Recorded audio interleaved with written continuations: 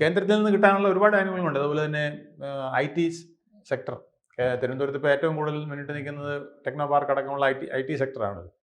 അതുപോലെ വിഴിഞ്ഞം തുറമുഖത്തിൻ്റെ വികസനം, ഈ കാര്യങ്ങളൊക്കെ BJPക്ക് ഒരുപാട് കാര്യങ്ങൾ അതിനകത്ത് നേരിട്ട് ചെയ്യാൻ, കേന്ദ്ര ഗവൺമെൻറ് ചെയ്യാൻ കഴിയുന്നതാണ്. അതൊക്കെ അവർ ഈ ഇലക്ഷനിലും പറയും. അത് ഇവിടുത്തെ നാട്ടുകാർക്ക് തൊഴിൽ സാധ്യത ഒരുപാട് വർദ്ധിപ്പിക്കുന്ന കാര്യങ്ങൾ അതിനകത്തുണ്ട്. പിന്നെ ഈ IT സെക്ടറുമായി ബന്ധപ്പെട്ടാണ് ഈ ചിപ്പ് നിർമ്മാണം. ഇപ്പം നരേന്ദ്രമോദി ഏറ്റവും കൂടുതൽ ആവശ്യപ്പെടുന്നൊരു സാധനമാണ് ചിപ്പ് നിർമ്മിക്കുക. 1,73,000 കോടി രൂപയാണ് ഈ അത്തരം ഫാക്ടറികൾ തുടങ്ങുന്നതിനും ചെറുകിട വ്യവസായങ്ങൾ തുടങ്ങുന്നതിനും സ്റ്റാർട്ടപ്പുകൾക്കുമായിട്ട് കേന്ദ്ര സർക്കാർ മാറ്റി വെച്ചിരിക്കുന്നു. ആ ഫണ്ടുകളൊക്കെ നമ്മുടെ കുട്ടികൾക്ക് കിട്ടിക്കഴിഞ്ഞാൽ ഈ മൈക്രോ ചിപ്പുകൾ ഉണ്ടാക്കുന്നത്, അതായത് നമ്മുടെ റോബോട്ടുകൾ മുതൽ റോക്കറ്റ് വരെ എന്തിനും വേണ്ട സാധനങ്ങളാണ്.